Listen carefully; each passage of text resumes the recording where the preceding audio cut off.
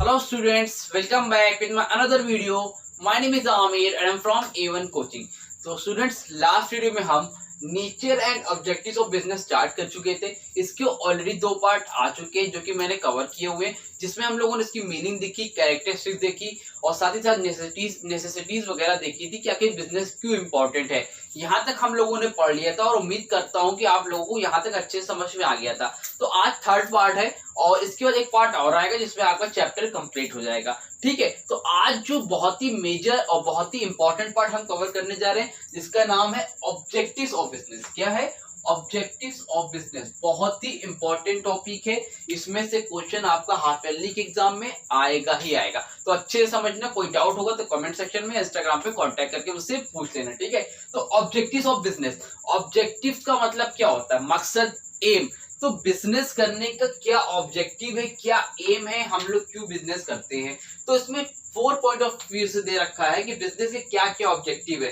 देखो, economy objective के purpose से, सोशल ऑब्जेक्टिव के पर्पज से, ह्यूमन ऑब्जेक्टिव के पर्पज से और नेशनल मतलब देश के पर्पज से बिजनेस करने का क्या ऑब्जेक्टिव है। ठीक है, तो एक एक करके आज हम लोग देखेंगे अच्छे से। तो नंबर 1 पर इकोनॉमी ऑब्जेक्टिव। तो इकोनॉमिक ऑब्जेक्टिव हमारा क्या है? प्राइमरी ऑब्जेक्टिव है। इसको याद रखना, एमसीक्यू में ही पूछ सकता है आपसे। ठीक है, अब तो एमसीक्यू के भी क्वेश्चन आएंगे, आप लोगों को पता होगा कि एमसीक्यू के भी क्वेश्चन आएंगे। ठीक है, 11th में। तो जो ये क्या है? प्राइमरी ऑब्जेक्टिव है। इकोनॉमी ऑब्जेक्टिव क्या है? प्राइमरी ऑब्जेक्टिव है। इकोनॉमी ऑब्जेक्टिव का मतलब क्या होता है? कोई भी इकोनॉमी एक्टिविटी करना जहां पर पैसा कमाना। तो पहला पर्पस बिजनेस का क्या है? इकोनॉमी एक्टिविटी करना, मतलब प्रॉफिट अर्न करना, पैसा कमाना। ठीक है, तो उसमें क्या क्या आते हैं? देखो, नंबर 1 पर जो पॉइंट आता है वो है अर्निंग प्रॉफिट। ठीक है, क्या है? Earning profit. तो जो बिजनेस करते हैं उसमें सबसे पहला पॉइंट क्या? इकोनॉमी ऑब्जेक्टिव में अर्निंग प्रॉफिट। देखो, बिजनेस करते ही क्यों हम लोग? क्योंकि हमें क्या करना होता है? प्रॉफिट कमाना होता है, हमें अपनी लाइवलीहुड चलाना है, तो हमें बिजनेस करना पड़ेगा, कोई ना कोई काम करना पड़ेगा, उससे हम क्या करेंगे? अपनी अर्निंग करेंगे। तो बिजनेस क्यों करते हैं? प्रॉफिट को कमाने के लिए। ठीक है, प्रॉफिट अर्न होगा तो बिजनेस आगे ग्रो करेगा, हम आगे फ्यूचर में और कहीं भी इन्वेस्टमेंट कर सकते हैं। तो पैसा कमाने के लिए पहला काम। Number 2, creating customer. Number 2, creating customer. Book में आप एक लाइन लिखी है कि कस्टमर जो है गॉड के जरिए से नहीं मिलेंगे। ठीक, customer will not create bye God. तो कस्टमर आपको जो है गॉड क्रिएट करके नहीं देगा, आप या फिर नेचर के जरिए से नहीं मिलेंगे, खुद चाहिए कस्टमर नहीं आएंगे, आपको कस्टमर क्या करने पड़ेंगे? क्रिएट करने पड़ेंगे। तो दूसरा ऑब्जेक्टिव क्या है?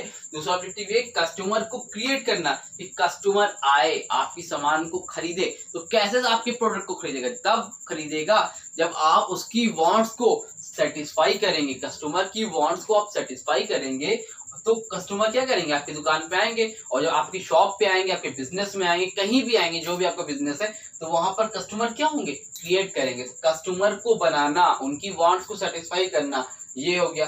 थर्ड पॉइंट क्या है? इनोवेशन। इनोवेशन का मतलब होता है बच्चों टाइम के साथ चेंज होना। बिजनेस में क्या होता है? थर्ड पॉइंट इनका ऑब्जेक्टिव है कि टाइम के साथ चीजों को चेंज करना, इनोवेट करना। ठीक है, तो बिजनेस कौन से नेचर का होता है? डायनेमिक नेचर का। डायनेमिक का मतलब होता है टाइम टू टाइम चेंज होते रहना, नई नई चीजों को इनोवेट करना। बिजनेस के जरिए से तो नई नई चीजें आती, तो हमारा स्टैंडर्ड ऑफ लिविंग क्या होता है? अच्छा होता है। कभी कुछ आई चीजें, फिर एक पहले आप देखोगे मोबाइल किस तरह का आता था, कीपैड वाला, आज स्मार्टफोन आ गया। तो टाइम टू टाइम क्या हो रहा है? चीजें ग्रो कर रही। तो इनोवेट करना, और आप कोई बिजनेस कर रहे हो तो आपको टाइम के साथ क्या करना पड़ेगा? चेंज करना पड़ेगा। अगर आपने टाइम के साथ अपने आप को चेंज नहीं किया, अपनी स्किल को, अपनी टेक्निक को, अपने बिजनेस को, अपनी शॉप को चेंज नहीं किया, तो आपका बिजनेस ग्रो नहीं करेगा। आप ग्रो की छोड़ो, आप लॉस में चले जाओगे। ठीक है, तो ये सारी चीजें होती हैं जिसको हम लोग बोलते हैं इनोवेशन। तो नंबर 1 पे था अर्निंग प्रॉफिट, नंबर 2 पर था क्रिएटिंग कस्टमर, नंबर 3 पर था इनोवेटिव, प्रॉफिट कमाना, कस्टमर क्रिएट करना और टाइम के साथ बिजनेस पे चेंज लाना। ठीक है, ये 3 पॉइंट हो गए। इसके डिटेल में नोट में अपलोड कर दूंगा। बस चैप्टर का एक पार्ट बचा है, कल आ जाएगा, चैप्टर अपलोड कंप्लीट हो जाएगा। वैसे ही मैं नोट्स भी आप लोगों को अपलोड कर दूंगा। ठीक है, अब देखो, सोशल ऑब्जेक्टिव में नंबर 1 पर आता है supplying desired goods at reasonable prices. और सोशल ऑब्जेक्टिव का मतलब क्या है? सोशल मतलब बिजनेस कर रहे हो तो समाज के पर्पज से क्या बिजनेस है। ठीक है, क्या कर रहे हो? देखो, बिजनेस करोगे तो सोशल, समाज को तो ध्यान में रखना पड़ेगा। जो लोग रहते हैं समाज में, जो पब्लिक है हमारे कंट्री में, उसका तो ध्यान रखना पड़ेगा ना। क्योंकि बिजनेस करते हो, जो भी सामान बेचते हो, वो किसके लिए बेचते हो? सोशल, मतलब लोग ही आते हैं जो खरीदने आते हैं, सोशल है ना, तो उनका ध्यान रखना पड़ेगा। आप उनके बारे में नहीं सोच रहे तो आपका बिजनेस भी नहीं चलेगा। तो इसलिए पर्पस हमारा ये भी होना चाहिए कि लोगों को ध्यान में रखकर बिजनेस करना चाहिए। क्या करना चाहिए? Supplying desired goods at reasonable prices. पहला पॉइंट क्या है? गुड्स सप्लाई करो। कौन सा? डिजायर गुड्स, जो आपके कस्टमर को चाहिए, जो कस्टमर को चाहिए वो गुड्स, डिजायर गुड्स क्या करो? सप्लाई करो। और क्या? Eight reasonable prices. किस पे करो? रीजनेबल, जो कि मतलब सही सटाक प्राइस हो। ये नहीं कि आप 500 वाला सामान 1000 में बेच रहे हो। एक तो जो उनको गुड्स चाहिए वो दो, और साथ ही साथ उसके रीजनेबल, मतलब एक ठीक ठाक प्राइस हो। ये नहीं हो कि कोई कस्टमर को रेट नहीं पता है, आप उससे 1000 का 2000 ले रहे हो। प्राइस भी ठीक ठाक होना चाहिए। Clear? Number 2, fair remuneration to employees. अब आप बिजनेस कर रहे हो तो कुछ एम्प्लॉय भी आपके यहाँ काम करते होंगे, आपने रखा होगा, तो उनको क्या करो? फेयर, एक अच्छा अमाउंट दो एम्प्लॉइज को, उनको एक अच्छा रिवॉर्ड दो। ये नहीं कि आप उनसे काम 10 घंटे कराते हो और उनको जो सैलरी दे रहे हो 5 घंटे वाली दे रहे हो। ये नहीं होना चाहिए। एक साफ सुथरा, एक अच्छा अमाउंट, जो बात हुई और जो एक लॉजिकल है, जो आपको देना चाहिए, जो एक सही अमाउंट बनता है, वो रेम्यूनरेशन देना चाहिए, ताकि एम्प्लॉइज का भी मोरल बढ़ेगा और वो बिजनेस में आपके अच्छे से साथ में हेल्प करेगा, अच्छे से आपको बिजनेस को ग्रो करने में हेल्प करेंगे। Number 3, employment generation. Third objective क्या है बिजनेस का? सोशल के पर्पज से एम्प्लॉयमेंट जनरेशन। आपको क्या करना चाहिए? एम्प्लॉयमेंट जनरेट करना चाहिए। भाई बिजनेस करो तो साथ ही साथ उसमें जब बिजनेस करोगे तो लोगों की जरूरत पड़ेगी, और जब आपको लोगों की जरूरत होगी तो एम्प्लॉयमेंट क्या होगा? जनरेट होगा। बहुत से लोग आएंगे, बिजनेस में जुड़ेंगे। जितने भी लोग बेरोजगार हैं, अनएम्प्लॉयमेंट का जो फैला हुआ है, तो वो क्या होगा? वो एम्प्लॉयमेंट में कन्वर्ट हो जाएगा। अनएम्प्लॉयमेंट एम्प्लॉयमेंट में कन्वर्ट हो जाएगा। बहुत से लोग जो बेरोजगार हैं उनका रोजगार मिल जाएगा। तो बिजनेस का ऑब्जेक्टिव है कि लोगों को एम्प्लॉयमेंट जनरेट करना चाहिए। Number 4, fair return to investors. Fair return to investors, देखो आप बिजनेस करते होगे तो बहुत से स्टेक होल्डर भी होंगे। स्टेक होल्डर समझ लो या शेयर होल्डर समझ लो, वो क्या करते होंगे? बिजनेस में पैसे लगाते होंगे। तो उनको एक फेयर रिटर्न दो, एक अच्छा रिटर्न दो, एक साफ सुथरा रिटर्न दो। उनके साथ कोई चीट मत करो। जो भी उनका प्रॉफिट हो रहा है उनको उसी हिसाब से देना चाहिए। Number 5, payment of government dues. Payment of government dues का मतलब क्या है? पेमेंट ऑफ गवर्नमेंट ड्यूज का मतलब है जैसे टैक्स हो गए, या कोई भी इम्पोर्ट ड्यूटी, एक्सपोर्ट ड्यूटी, या जो भी टैक्स वगैरह है, गवर्नमेंट के जो भी ड्यूज है ना, उसको आप क्या करो? टाइमली पे करो। और इसमें किसी तरह का ये मत करो टैक्स छुपा लो, नहीं, जो भी टैक्स आ रहा है वो आप गवर्नमेंट को पे करो। ये आपका सोशल ऑब्जेक्टिव। भाई गवर्नमेंट को टैक्स नहीं पे करोगे तो गवर्नमेंट देश को कैसे चलाएगी? टैक्स ही तो एक उनका जरिया है अर्निंग करने का। तो टाइमली पेमेंट करो गवर्नमेंट को। समझ में आ रही बात? Number 3, human objective. Human objective, देखो ह्यूमन ऑब्जेक्टिव को मतलब क्या है? पहले चीज समझो, इंसान काम करता है इंसान के लिए, ठीक है? उसमें लिखा है पीपल आर डूइंग वर्क, जो है people are doing work for people. जितने भी लोग हैं काम करने वाले क्या है? पीपल हैं, लोग हैं। और जो लोग हैं वो वर्क कर रहे हैं किसके लिए?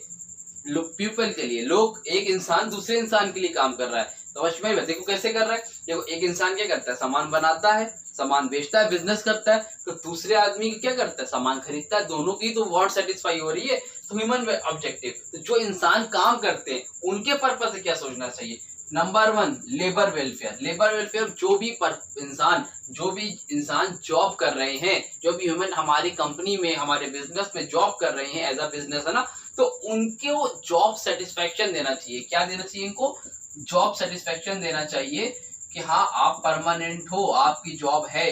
उनको ये दिखाना चाहिए कि हाँ आपकी जॉब जो है जाया नहीं जाएगी।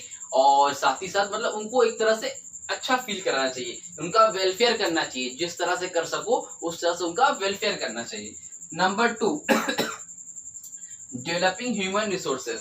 डेवलपिंग ह्यूमन रिसोर्सेज का मतलब क्या है? देखो जो आपके एम्प्लॉइज काम कर रहे हैं उनकी स्किल्स को डेवलप करना चाहिए। उनका टाइम वेस्ट नहीं हो। अगर आपकी कंपनी में वो काम कर रहे हैं, आपके साथ वो काम कर रहे हैं, तो वो नई नई स्किल सीखें। उनको आपको सिखाना चाहिए, उनको आपको ग्रो करना चाहिए। कुछ चीजें वो सीख की जाए टाइम के साथ, उनके अंदर भी स्किल डेवलप्ड होनी चाहिए। ये आपको काम करना चाहिए ह्यूमन के लिए।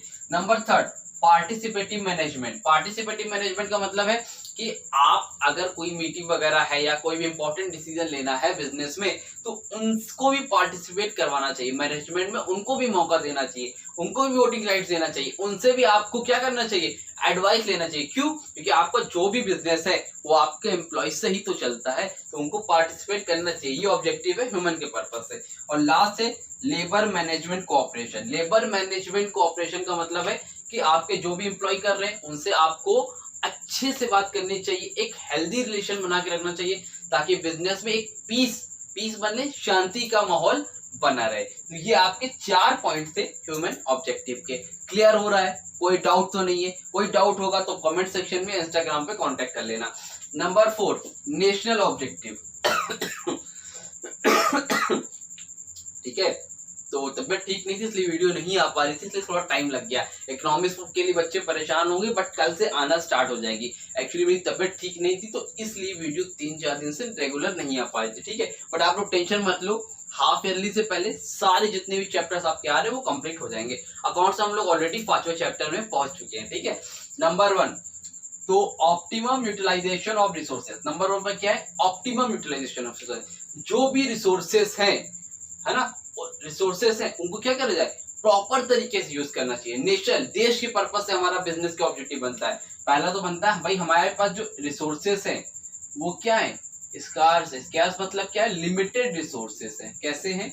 लिमिटेड है, तो उनका यूटिलाइजेशन, उनका यूज एक प्रॉपर तरीके से करना चाहिए, एक अच्छे तरीके से करना चाहिए, ताकि वो क्या हो, वेस्ट ना हो। ठीक है, number 2 national of self reliance. National of self reliance का मतलब क्या है? सेल्फ रिलायंस का मतलब है कि आपका बिजनेस का पर्पस बनता है एज अ नेशन वाइज, कि आप अपने देश को, देखो बिजनेस करते हो, 2 तरह की बिजनेस होते हैं, एक होता है इंपोर्ट, एक होता है एक्सपोर्ट। इंपोर्ट मतलब सामान बाहर से मंगाना, एक्सपोर्ट मतलब सामान अपने देश से भेजना। तो आपको अपने कंट्री को सेल्फ रिलायंस बनाना है, कि हम लोग इंपोर्ट ना कराएं, एक्सपोर्ट ज्यादा करें, अपने कंट्री से सामान बाहर भेजें, और इंपोर्ट भी क्या करें, इंपोर्ट को कम करें। ठीक है, इंपोर्ट को कम करें और एक्सपोर्ट को क्या करें, बढ़ाएं। समझ में आ रही बात? इंपोर्ट को कम करें और एक्सपोर्ट को बढ़ाएं, ताकि हम खुद पे डिपेंड हो सके, किसी और कंट्री पर हमें डिपेंड नहीं होना चाहिए पड़े। Number 3 development of small scale industries. जो स्मॉल स्केल इंडस्ट्री समझते हो, छोटी छोटी इंडस्ट्रीज होती हैं, उनके ऊपर डेवलपमेंट करना चाहिए। अगर आप उनको करोगे, जितने भी बैकवर्ड एरियाज हैं या गांव वगैरह हैं, वहां पर भी क्या होगा, डेवलपमेंट होगा।